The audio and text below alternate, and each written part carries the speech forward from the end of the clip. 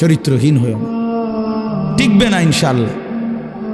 কোনো নাফরমান পৃথিবীতে, কোনো নাফরমান দুনিয়াতেও সুখ মিলে না, আখিরাতেও সুখ মিলে না। কোন জালেম একক কিংবা সামষ্টিগত পৃথিবীতেও প্রজন্মের কোন এক জায়গায় এসা বেইজ্জতি হবেই হয়। 54 বছরের জালেম বেইজ্জতি হয়েছে বাকসে, শুনেন নাই? 54 বছর বাপ পুত মিলে পৃথিবীতে সিরিয়াতে লক্ষ লক্ষ মুসলমানের উপরে রক্তের বন্যা বয়ে ফেলছে ওই জালেম, ওই স্বৈর শাসক, ওই ফ্যাসিস্ট। এই 54 বছরের বাপ পুত জুলুম করছে, মুসলমান নারীদেরকে বেইজ্জতি করছে, কারাগারের অন্ধকার প্রকোষ্ঠে বছরের পর বছর ফেলে রাখছে। আল্লাহ তাআলা দেখায় দিছে পৃথিবীবাসীকে যে যত বড় জালেম সময়ের ব্যবধানে আমি আল্লাহ ধ্বংসই করে দেই। 950 বছর পরে হইল জালেম ধ্বংস হয়, 54 বছর পরেও ধ্বংস হয়, 16 বছর পরেও ধ্বংস হয়।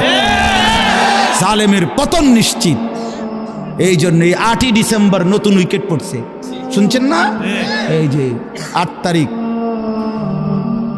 2 উইকেট পড়ে গেছে আল্লাহর রহমতে। 5ই আগস্ট 1 উইকেট পড়ছে, আর 8ই ডিসেম্বর আরেক উইকেট পড়ছে।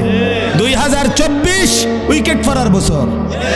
এবছর বোলিং ভালো হয়েছে, বোলিং করা, উইকেট পড়তে আছে ইনশাআল্লাহ। আগামীর উইকেট নেতানিয়াহু, আগামী সামনের উইকেট দেখবেন ইনশাআল্লাহ। ইসরায়েলের ওই বেঈমান পড়ে যাবে, ফিলিস্তিন জিতেই যাবে ইনশাআল্লাহ। ইমানদারের বিজয় হবে। হ্যাঁ, ইসকনের সন্ত্রাসী গুন্ডারাও বাংলাদেশে হেরে যাবে ইনশাআল্লাহ। ইমানদার জিতবে ইনশাআল্লাহ, ইমানদার জিতবে। লাখো কোটি নওজোয়ানের রক্তে প্রয়োজনে বাংলার জমিনে কালেমার পতাকা উড়বে ইনশাআল্লাহ। খামখেয়ালি না, খামখেয়ালি না। উনি আলুর ইয়া দেখায়, দমক দেয়, পেঁয়াজ বেওকুফ। ইন্ডিয়া আমগো পেঁয়াজ বন্ধ, পেঁয়াজ হের আব্বা, পেঁয়াজ আটা আলু মোদির আব্বান, তার বাপে উৎপাদন করে এগুলো। তাইলে তো বেটা ধমক দাও কেন?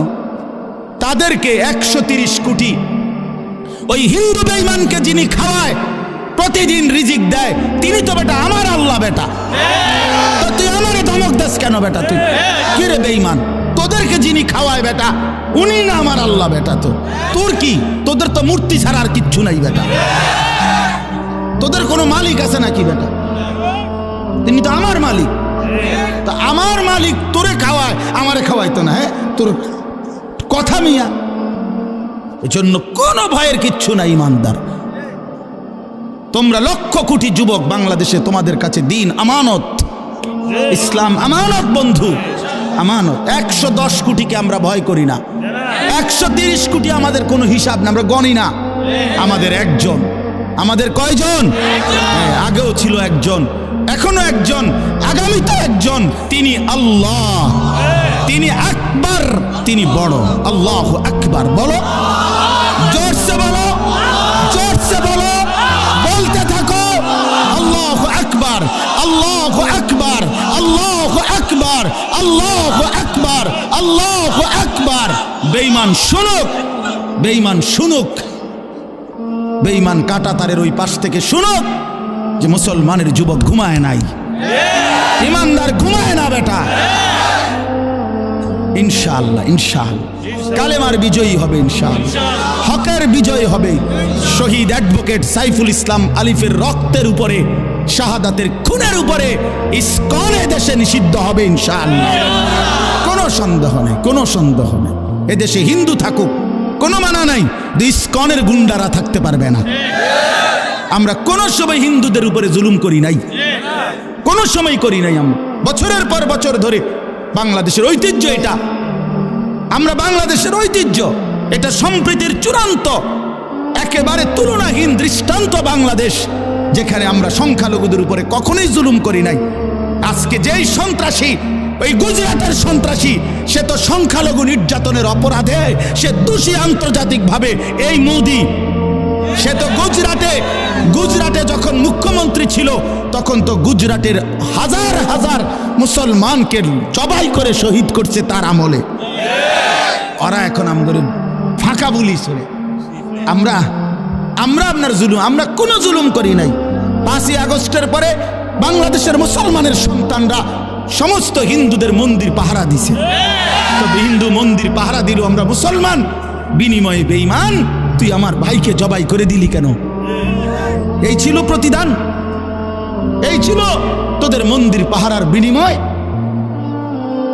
এই জন্য দোস্ত আমার, বন্ধু আমার, কারো ষড়যন্ত্রে বাংলাদেশ ইনশাআল্লাহ 1 সুতা জমিন, 1 ইঞ্চি জমিন আমরা হারতে দেব না ইনশাআল্লাহ।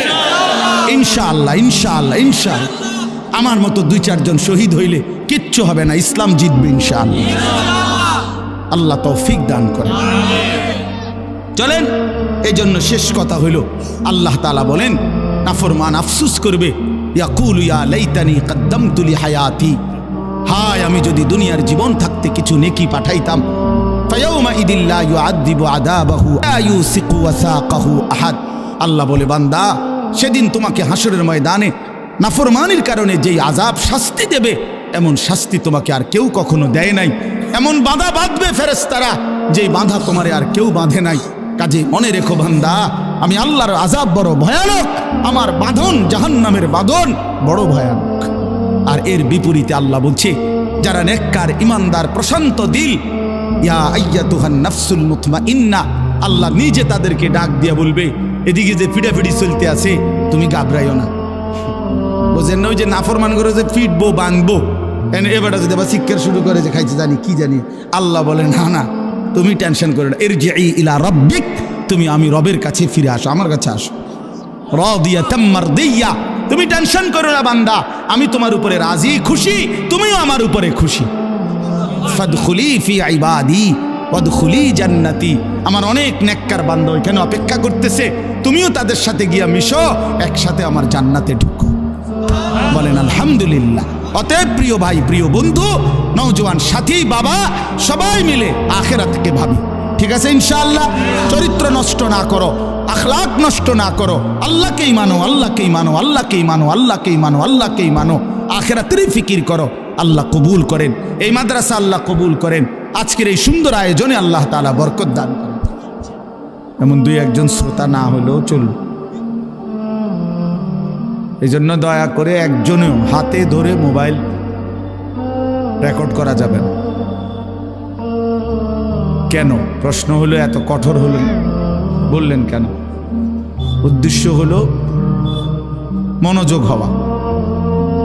মোবাইলের মধ্যে হাতে ধরে রাখলে দিলের, মানুষের অন্তরের ঝোঁকটা থাকে মোবাইলের প্রতি, মানে মোবাইলটার মধ্যে ঠিকমতো উঠতেছে কিনা এটা বারবার মনে পড়ে, বারবার চোখ পড়ে। দিলে